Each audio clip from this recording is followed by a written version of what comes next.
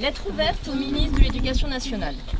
Monsieur le ministre, ce courrier vise à vous alerter sur la situation d'un collège nantais dans lequel les personnels et les parents d'élèves se posent légitimement la question de savoir si les élèves de l'éducation prioritaire sont encore considérés par vos services comme des élèves qui méritent autant que les autres de bénéficier d'apprentissage scolaire ambitieux. Notre collège est un établissement qui a toujours été aux avant-postes de l'inclusion.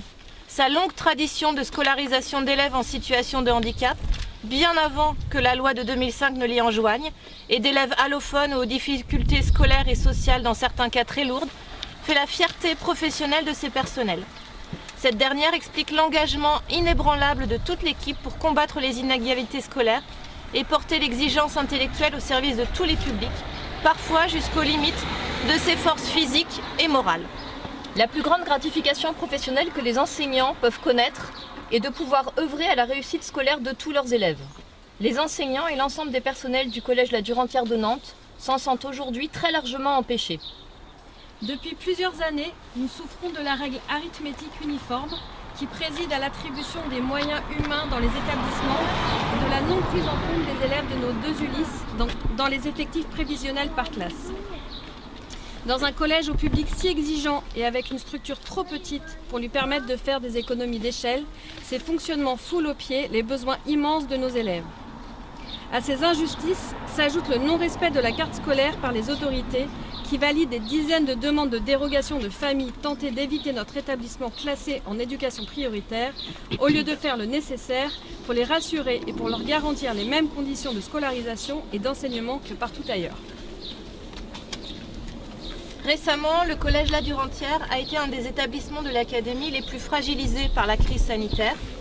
Le cadre a vacillé, car les élèves ont été privés de plusieurs centaines d'heures de cours chaque trimestre.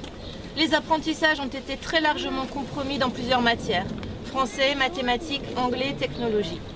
Et des dizaines d'élèves, notamment parmi les élèves les plus en difficulté, vivent cela comme une forme d'abandon. Ils et elles se sont très fortement démobilisés. Le climat scolaire de l'établissement a connu lui aussi une très nette dégradation depuis 1 an et demi, avec déjà, pour la seule année scolaire en cours, 16 conseils de discipline et un 17e programmé. Cette situation rend l'exercice de nos missions extrêmement difficile et crée des urgences qui pèsent désormais sur l'activité pédagogique du collège, renvoyée trop souvent au second plan. On ne compte plus le nombre de projets annulés ou différés. Les moyens annoncés pour la rentrée prochaine prévoient la fermeture de 2 classes, ce qui va mécaniquement provoquer l'augmentation des effectifs par division et compliquer encore la tâche des enseignants pour mobiliser les élèves sur les apprentissages. Ce choix est d'autant plus préoccupant que plusieurs enseignants qui étaient à temps plein dans notre établissement vont devoir aller compléter leurs services dans d'autres établissements et perdre ainsi en disponibilité pour nos élèves. CF motion adoptée au conseil d'administration de notre collège le 24 février dernier. L'été dernier, après des mois de protestation, nous avons obtenu quelques heures d'enseignement de rattrapage pour les élèves les plus touchés par la crise sanitaire. Ces moyens n'ont concerné que les élèves de 3e. Tous les autres niveaux ont été oubliés, puisqu'il est prévu de nous retirer ces heures pour la rentrée 2022. Nous, parents et personnels, sommes fatigués de devoir nous mobiliser chaque année pour que les moyens soient à la hauteur des besoins du service. Nous, personnels, avons autre chose à faire et aimerions en particulier pouvoir nous consacrer pleinement à nos missions d'enseignement et d'éducation. Nous, parents et personnels du collège, en appelons à votre intervention rapide pour que les fermetures de classes prévues soient annulées et que soient ouvertes une classe de 6e et une classe de 4e. Pour que les effectifs de classe soient nettement revus à la baisse pour améliorer les conditions d'apprentissage et d'enseignement. Pour que la dotation obtenue l'année dernière soit maintenue pour rattraper les apprentissages dont ont été privés nos élèves. Pour qu'une assistante sociale soit nommée à plein temps. Pour qu'un enseignant de français langue étrangère soit nommé à plein temps. Pour que les services de tous les enseignants du collège soient effectués entièrement dans l'établissement. Pour que les accompagnements des élèves en situation de handicap soient assurés dès la rentrée et non plusieurs semaines après. Pour que les remplacements des personnels en arrêt ou en formation soient assurés par le rectorat dès la première heure de cours.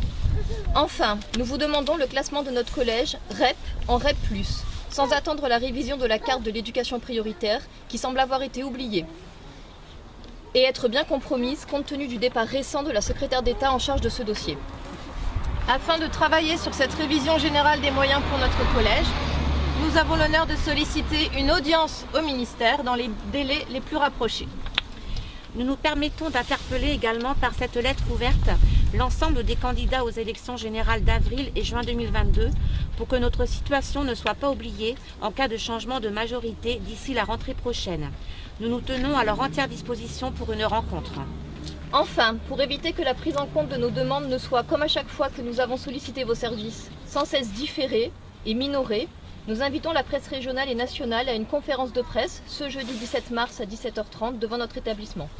Les personnels et les parents d'élèves y témoigneront d'une situation de crise qui interroge directement votre volonté de prendre en charge le destin scolaire de nos élèves et parmi elles et eux, des élèves les plus fragiles. Nous tenons à votre disposition pour toute information complémentaire et vous remercions par avance de l'attention que vous porterez à ce courrier.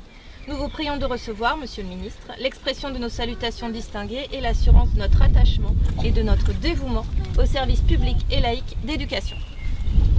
Les parents d'élèves Et les personnels du collège La Durantière de Nantes.